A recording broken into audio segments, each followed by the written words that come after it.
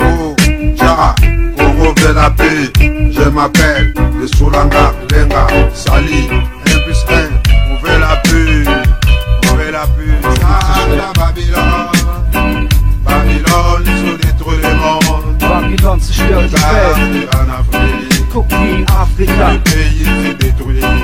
Jedes Land wird À cause zerstört. de Babylone, Alles wegen Babylon. à cause de Babylone. Alles wegen Le Babylon. Congo s'est détruit. Der Kongo wird zerstört. Angola s'est détruit. Angola wird zerstört. Brazzaville est détruit. Et la paix. Mbote na bandeko balandi nyonso balandaka masolo na biso en direct à Congo Alenga TV. Nzambe apambola bino bandeko na ngai. Lelo ezali mokolo ayenga dimanche, mokolo oyo bato mingi bakei na ndako ya Nzambe pona kolendisa oyo ya bango mabota. Nzambe apambola bino pe baye batikali na bandaku. Nzambe pa apambola bino baye babeleli Nzambe na kati ya bandaku na bazamba pe na bepai ne bepai na ba vacances esika bozali. Nzambe apambola bino ya solo bandeko na botsani pete mboka na biso mboka ya Congo. Nzambe aleka na kopambola tia loboko na ye na RDC mobimba pe na biso baye tozwami na diaspora. Nzambe pe aleka na kopambola biso bandeko ya bino ndeko Congo Alenga mwana mfumu Kimbangu.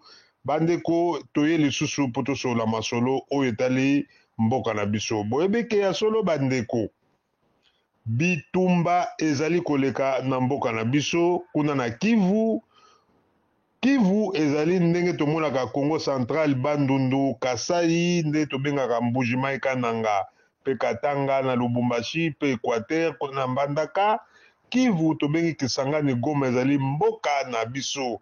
Kasi ya solo lelo soki bitumba ezali koleka kuna na kati ya Masisi pe na Butembo, Bunia, biso tozali komona yango kaka ndenge wana po tozali na Kinshasa. Bandeko ezali pasi pe ezali mawa mingi pamba te boyebeke ya solo bapolitisien na biso ya Congo tobengi baza vraiment ba vrai congolais. Bango nde bato bazali koboma biso pepe, bazali koboma biso na ndenge ya kosakana te. Peuple azali konyokwama, azali komona pasi, nzala, jeunesse ezali délaissé. Ba jeune bakomi bakuluna, bakomi penza koyeba su te bakosala nini. Criminalité ekoti makasi pamba te les politiciens congolais bazali kotala oyo ya bango mabumu na bana na bango. Trop c'est trop, yango bandeko toko marché susu mote, toko bomba mate. Réseaux sociaux ezali wana, biso tozali balobeli ya réseaux sociaux, toko lemba te mpona kolobela mboka ya Congo. Communication oyo ezali koleka na kati ya Kinshasa kuna bandeko bazali kobomba makambo ebele. Kuna na mboka na biso na Masisi bandeko bitumba ya minene ezali koleka kuna. M23 na FARDC oyo ya mapinga ya mboka bazali kobeta na penza masasi na ndenga kosakana te. Moyen tolakisa babilili mosusu ezali te pamba te basoda mingi bazoki bazali kokufa na banzela na bafront. Bandeko ezali pasi. Kasi ya solo il faut encourager toujours FARDC pamba te ezali mapinga ekolo. Bandeko na ngai likambo oyo euti koleka na kati ya Kivu bandeko ezali pasi. Pasi pe mawa mingi yango na bandeko tokolanda bongo Aimé Mukanda oyo azali kuna pe azali kolobela makambo mingi ya Congo. Ye alembi te alobelaki makambo oyo euti koleka samedi. Tolanda ye bandeko po bo comprendre makambo oyo penza za koleka na front. Yango biso tozali kobeta pe mbela na président de la République atala nanu mboka atchaki mapinga penza liboso en tant que chef de l'État numéro 1 ya mboka ya solo bandeko. Il faut to encourager président pona likambo tali bitumba oyo ezali na kati ya mboka na biso Rwanda azali kobundisa biso. Tolanda Aimé Mukanda makambo ya lobi matondo mingi bongo se matocha commentaire. Lui se confie aux accords d'Addis Abeba, aux accords de Luanda, aux accords de Bujumbura, aux accords de Nairobi, mais l'ennemi, lui, qui est Paul Kagame, lui n'a pas de pitié, il n'a pas de pitié. Lui couler du sang, faire couler le sang, ça est devenu de sa manière. Depuis le sang qu'il a coulé de 94 à nos jours, il ne s'inquiète de rien. Les dirigeants européens, les Américains connaissent ce truc, mais Lui, il est sanguinaire et il ne s'inquiète de rien. Mais notre président, il est nouveau dans la politique, il est nouveau et il veut tout résoudre dans la diplomatie. Non, le président doit savoir que en politique, tous les coups sont permis. Même couler dit ça, même ça n'est pas un problème en politique. Il doit songer à ça. Si c'est bombarder les rebelles, il doit le faire. C'est pour cela qu'il doit avoir l'esprit militaire comme celui des terroristes pour Kagame. Puisque aujourd'hui nous réclamons les terroristes. Les gens sont morts à Kishiché. Les gens sont morts à Rutshuru. Les gens sont bombardés d'ici de là. Hier, la bombe a explosé. Les gens sont morts. Les Congolais meurent. Mais que font les gouvernements congolais? Aller à la toile, à faire des tours du monde, ça ne nous aidera à rien. La levée de l'embargo a été acceptée. Nous pouvons acheter des armes aujourd'hui.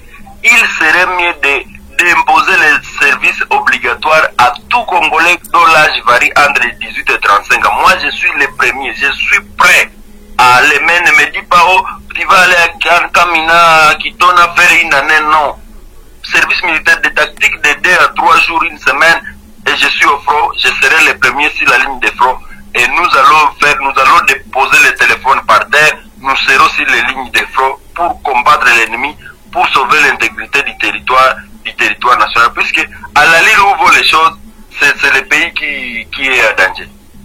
Aujourd'hui, l'ennemi est à Massissi. L'ennemi occupait un territoire. Aujourd'hui, un tiers des territoires de Massissi aussi est récupéré. L'ennemi force. Pour dire, nous voudrions voir Kinshasa s'est réveillé.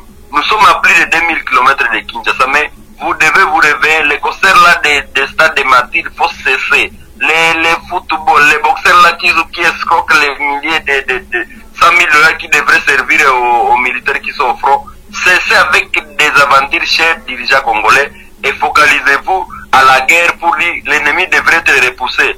À chaque territoire, nous avons 145 territoires, recruter des jeunes par territoire, 5 000 par territoire et repousser l'ennemi. Nous avons 10 000 qui ont été recrutés ici récemment. Où sont-ils? Où sont les 10 000 jeunes recrutés? Nous les voulons sur terrain. Nous les voulons sur terrain pour défendre. Puisqu'ils sont partis avec l'esprit de venir libérer leur zone, de venir libérer le territoire de Rutshuru. Mais aujourd'hui, le territoire de Massissi est en danger. Lorsque l'ennemi sera à Kisangani, c'est alors que ces enfants, ces fils du pays viendront?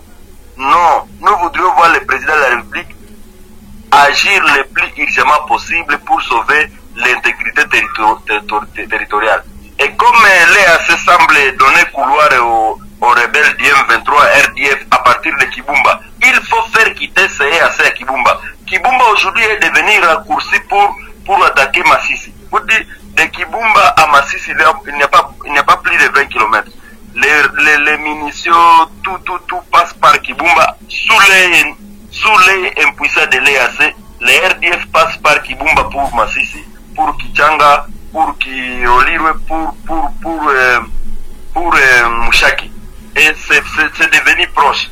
Voilà pourquoi l'EAC est là pour empêcher les FARDC à agir. Et ils disent, oh non, zone tambo. La zone tambo de Kibumba, tout Congolais qui est à la diaspora, montez sur l'étoile, criez de tout votre poids pour que la zone tambo de Kibumba puisse être anéantie. Merci. Alors, Mukanda, peut-être à nous disant la situation actuelle, il est maintenant presque 18h. Est-ce que vous allez aussi nous dire si l'entité, ce village des gens sous contrôle des terroristes d'IM23, des villages de Mukisha, est d'environ combien de kilomètres de la ville de Goma? Oui, Mouchaki c'est au moins 40 km de Goma, puisque à quitter Goma vers Sake, il y a 20 km. De Sake à monter vers Mouchaki, on peut compter aussi 20 km. Mouchaki est à 20 km de la ville de Goma. Et 20 km de la ville de Goma. Mouchaki peut être à 20 km de Goma et 20 km de la frontière avec le Rwanda à passer par Kibumba, depuis Kibumba. Au moins 40 km. 40 km de Goma, 40 km du Rwanda. Pour dire, vous voyez, Mouchaki est situé à au moins 40 km de Goma et à 40 km de Kibumba où les munitions, les militaires qui attaquent partout. Merci. Ce qui est visé de la mine de Rubaya qui exploite les coltas et la cassiterite. Après là, il y a Walikale, les mines d'Alpha Mine qui exploitent de l'or. Après Kishiche, c'est la mine de Somikivu avec les niobium et les pyrochlore qui sont là. Merci. Pour dire les Rwandais veulent à tout s'accaparer de nos minéraux et à trouver ces minéraux, c'est le sac qui coule. C'est le sac qui coule. C'est le sac qui coule. Plusieurs personnes sont mortes depuis novembre 2022, tuées par le RDF, visiblement par Paulo Kagame. Merci. Pour récupérer nos minéraux. Et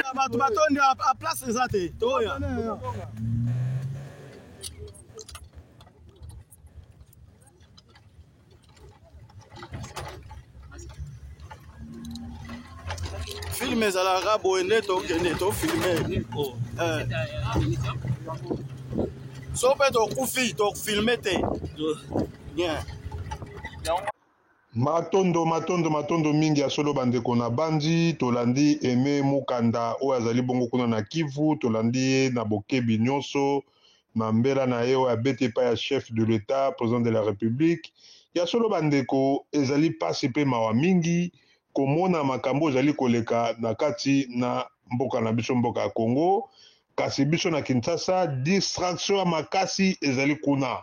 Boyebeke ya solo soko okende na Kinshasa komona ke balakisaka makambo mingi te oyo ezali koleka kuna na Kivu. Kinshasa bazali trop distrait na ya ndenge ya kosakana te bandeko. Yango tozali kobeta mbela na ba nyonso tu bazali koloba ba journaliste soi-disant oyo bazali kolobela makambo ya mboka, bolobela makambo ya Congo na bosolo po population peuple congolais na Kinshasa bazala éveillé.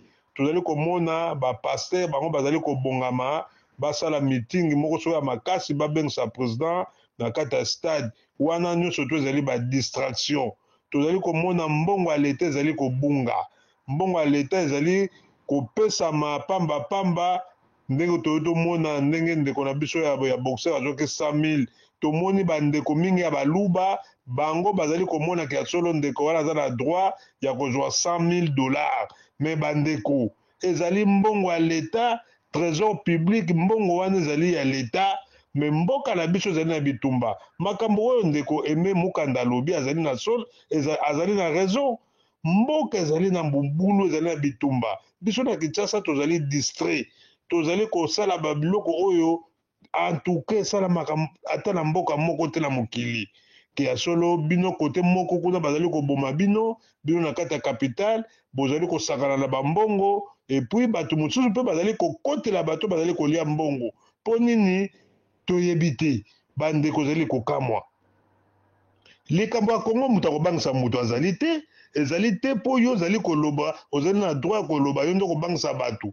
Mutu akobangisa mutu azali te, yango bandeko to longola kobanga. O ngai naza journaliste po bangisa bato, oza na affiliance, o ngai nazali membre ya Fachi Beto ya famille na ye, o ngai naza na kati ya IDPS to na Palu to na PPRD. Le Congo ezali ya biso nyonso tu RDC. Bandeko ezali mboka bakoko na biso, ngai koko na ngai pe akufaka mpo na mboka wana, tozali famille ya munene, bato nyonso tu na kati ya Congo bakoko na bango bakufa mpo na mabele ya Congo. Yango bandeko tobanga te, tala makambo ezali koleka na Kivu, ekoki mpe kokoma na Kinshasa, ekoki mpe kokoma na Bandundu, tomonaka deja ese ekoma mpo ba Rwandais bakoti partout baencercle biso, kasi ya solo biso lokola tozali distraction ezali makasi. Yango bandeko bapaya bazali kosakana na biso, yango tofongola miso totelema. Yo ndeko Congolais ozali koya kotia bacommentaire, ozali kofinga. Yo ndeko Congolais ozali komona ke Congo ezali ya yo, o pote ya solo Fachi azali na pouvoir, azali lien na yo to azali cousin na yo, ndeko oza komi kosa. Congo ezali ya biso, Congo ezali ya mutu nyonso to azali Congolais. Tous les mutu azali ko porter sang na ye na mabele ya Congo. Le Congo ezali ko appartenir pe na ye.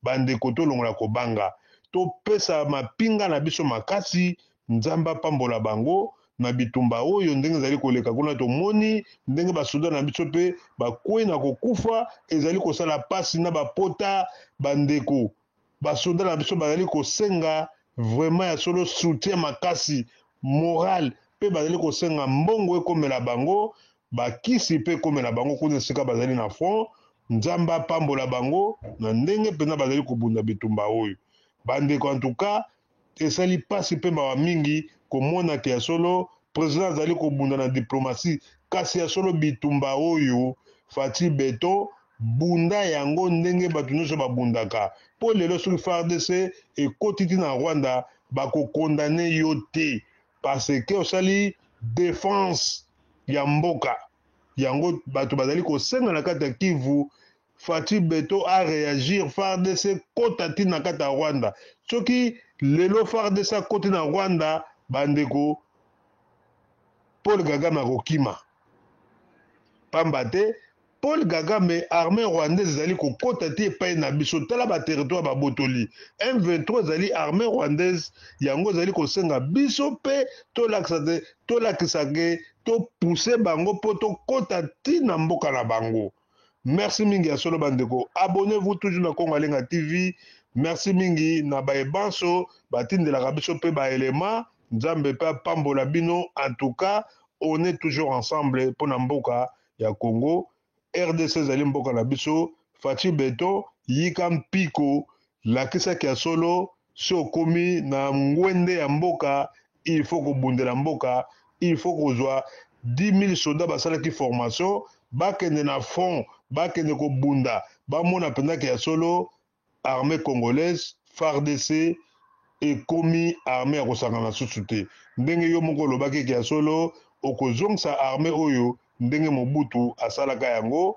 Merci mingi ya solo nzamba apambola yo apambola FARDC mobimba na banso bazali kobunda kuna nzamba apambola ba général na biso tous les généraux nzamba apambola bino matondo mingi tokuteli bongo mbala nsima en direct à Congo Alenga TV matondo.